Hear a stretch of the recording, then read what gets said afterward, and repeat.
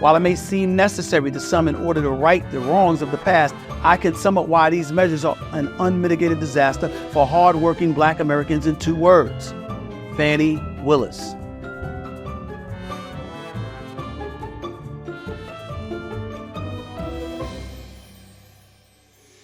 What's up, guys? Boy, Benny. I really like it when the universes collide in American culture, right? When like entertainment meets politics. There are some really funny photos like Ronald Reagan with Michael Jackson at the White House. Because sometimes it's super awkward and doesn't really work that well. Ronald Reagan's wife sitting on Mr. T's lap. Like, these are definitely things that happened, and you might like them, you might not. But in the era of Donald Trump, this actually happens quite a bit. Check out this photo of Tom Brady. This was from 2015. This is peak Tom Brady. Maybe 5, 6 Super Bowls under his belt. Tom Brady with a MAGA hat straight up in his locker. Make America great again. What a world, right? Like, what a world. Now, Donald Trump and Tom Brady were very close, but there's a reason why Tom Brady had this in his locker room there at Gillette Stadium, playing for the New England Patriots. The reason why this photo exists, the reason why Tom Brady put that MAGA hat in his locker room is that Donald Trump has always personified masculine alpha energy. The winner's energy. He has always been that guy. He's always been that person that like an athlete would want to emulate on the field. Somebody that an athlete would wish to, model themselves after. Donald Trump is a very, very successful man and actually quite a good athlete himself, if you ever watch the guy golf. Donald Trump is what alpha masculinity wants to be. I witnessed this at a UFC fight a week ago. Watched athletes, billionaires, and tech moguls and entrepreneurs all come up to talk to Donald Trump, to speak and get photos with Donald Trump. Some of the most famous athletes in the world. And that is what makes being a sports reporter so tough when it comes to talking about Trump, because Trump has been ubiquitous in the sporting world. Donald Trump has often been a host of major sporting events. He's often somebody who's been like friends of famous athletes, Dana White, Mike Tyson, Tom Brady. And it makes reporting on him, or specifically vengeful reporting on him, quite hard, ladies and gentlemen.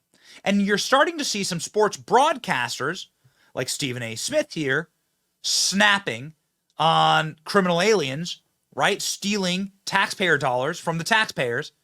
You're starting to see guys who, like, at the very least have nothing left to lose, like Stephen A. Smith. These are ESPN guys.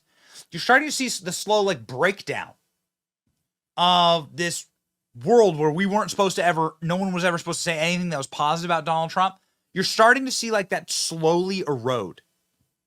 And it's pretty awesome. Stephen A. Smith rails against $53 million pilot program for illegals, predicts Trump victory. Stephen A. Smith recently did a really comical rendition of Joe Biden's State of the Union in his studio, talking about how Joe Biden falls all over the place, how Joe Biden was like a psychopath. I mean, look at this guy. It's like running back and forth, making a like complete mockery of Joe Biden. Like they planned this, like ripping Joe Biden about his high energy State of the Union. He gives a speech for an hour and 10 minutes, and suddenly that warrants 4 more years. If you think that an hour speech offsets all that, you're smoking crack, says Stephen Miller. So Stephen Miller has been critical of Biden's policies, but has he ever praised Donald Trump? Well, yes, ladies and gentlemen. In a brand new clip that is just out, Stephen Miller decides that he is finally going to go the full way of Tom Brady. And he's going to talk about what these criminal prosecutions against Donald Trump actually mean, and what they mean to people who have had systems rigged against them before. What they mean to people who have been unfairly downtrodden by the systems, and people that are experiencing high crime and less opportunities and extreme poverty in America today. Stephen A. Smith sort of reflecting on what they're doing to Trump and how the black community is going to respond, and saying, Donald Trump's going to win. This is an amazing monologue. And it really kind of encapsulates, if you're looking at things with an open eye, with like an independent lens, this is how you see the 2024 election. And this is why all the polls are showing Trump. Trump by miles. Trump by millions. Check it out. The High Price of Democrats' Anti-Trump Lawfare, written by Daniel Henninger, spoke of how most Americans believe the rule of law is better than the law of the jungle, but how that could change.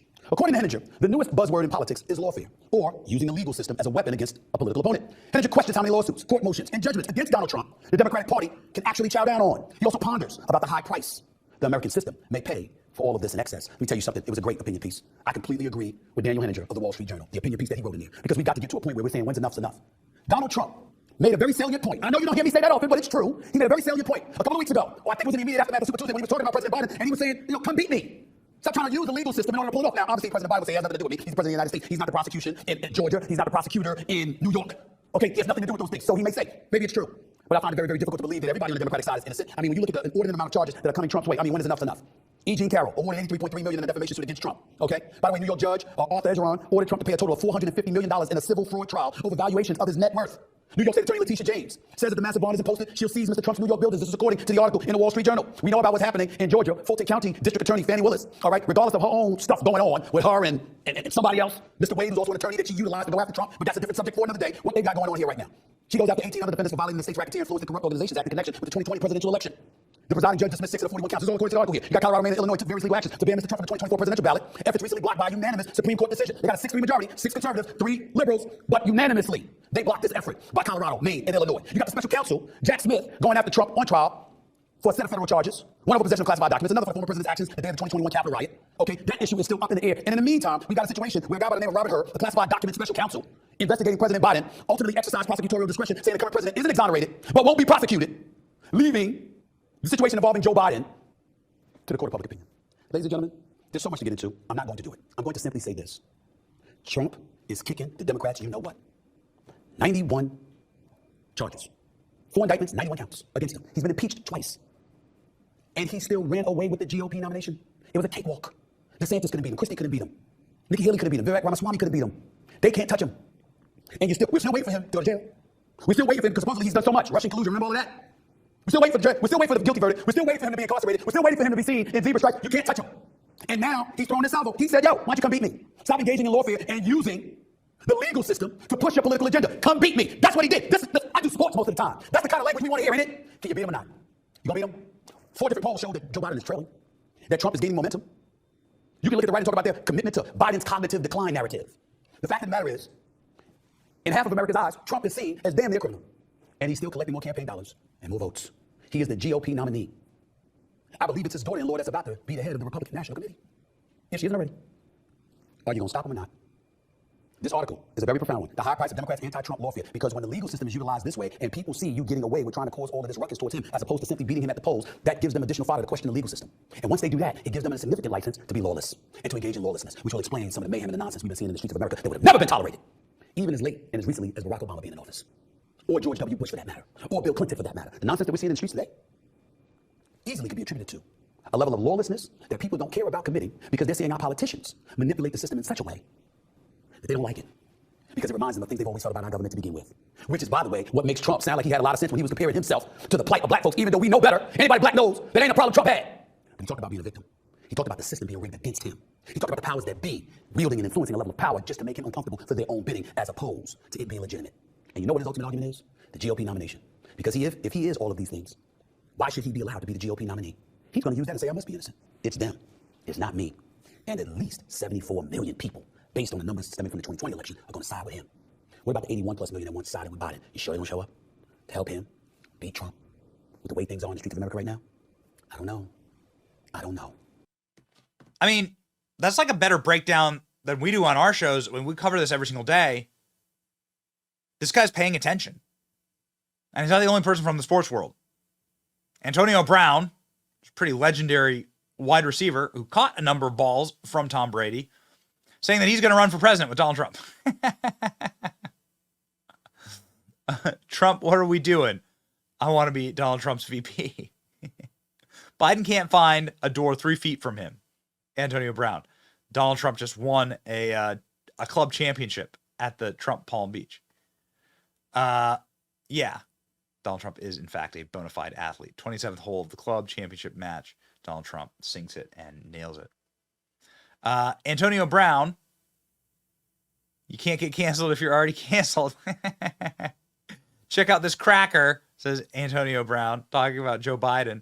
Antonio Brown has been blocked by Joe Biden, blocked by Sir Sniff-A-Lot. Man, geez, I did not know Antonio Brown was so based. Talking about how the media, corporate media lies, legacy media lies. And then sharing this clip of Kodak Black saying he wants Donald Trump for the next 20 years. The other guy said, we're not black if we don't vote for him, says Antonio Brown. Here's the clip. Are you voting for Donald Trump this year? Of course. We had Donald Trump for like 20 years, like how Russia and all that.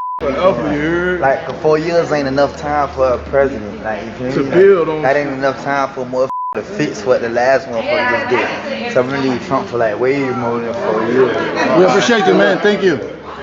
So he says that you got to fix what this MFer just did. And here's Antonio Brown with a photo of him jumping over Joe Biden. I mean, look at this. What a world. What a world. Antonio Brown posting a Trump AB.